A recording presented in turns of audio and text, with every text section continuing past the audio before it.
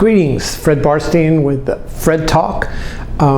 Today I wanted to talk about the ideal plan, the auto plan, and why it's so obvious and really easy to implement, but why so few plan sponsors that we interact with actually use the entire ideal plan. So at every TPSU program that we conduct, half-day programs, we teach the ideal plan. And what happened was in the first 90 programs, we said to the plan sponsors at the end, the last session, we said, if you could create the ideal plan, what would it look like?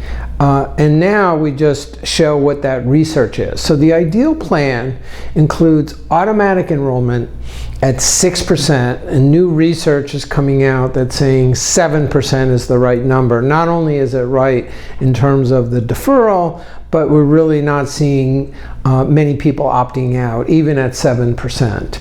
Auto escalation, 1% a year. Round raise time, if you can do it actually with the raise, that's even better, up to a cap of about 12%. And then stretching the match. So if you do have a match, and let's say it's 50% of 6%, then we encourage you to do 25% of 12% on that. And then in terms of the QDIA or the default option, have it be professionally managed, whether it's a target date or what's coming out now are managed. And just to go over that, you can't buy participation by saying, I'm going to give you a very healthy match. It really comes through the automatic enrollment. And in terms of the deferral rates, that's what will buy or indicate how much people will put away in their plan.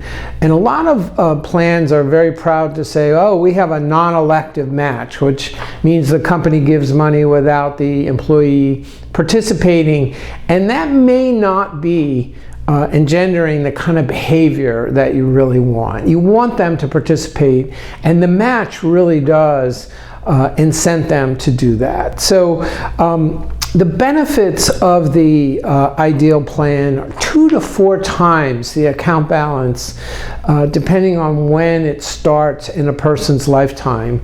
There is no additional liability because it's a plan design, and it doesn't have to be more work, although if you don't have integrated payroll, auto enrollment can be a little bit tricky on that. And it doesn't have to cost more. And you can have the participants pay the vast majority. So those are not the issues. So what are the resistance, and what are the things that we've heard in the plan or during our TPSU programs, but also, what do we think?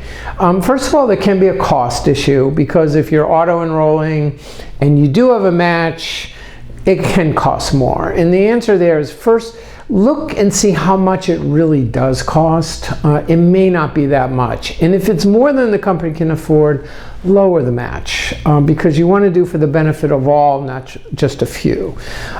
With stretching the match, people that are deferring at 6%, for example, and getting the full benefit would have to go to 12%.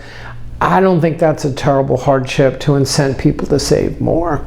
But what I think are the real reasons, what we've heard, some companies don't want to be paternalistic with this auto plan, but weren't defined benefit plans extremely paternalistic? It's hard to get the attention. A lot of the HR and finance people that come say it's hard to get the attention of senior management. And that, I think, gets to the real issue.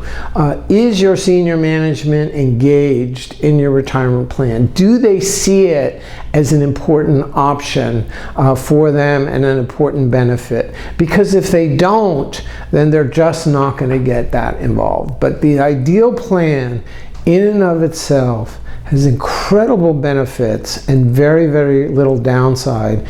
And I encourage you all to take a look and see if it's viable for your company or your organization. Thanks for watching Fred Talk. Stay tuned.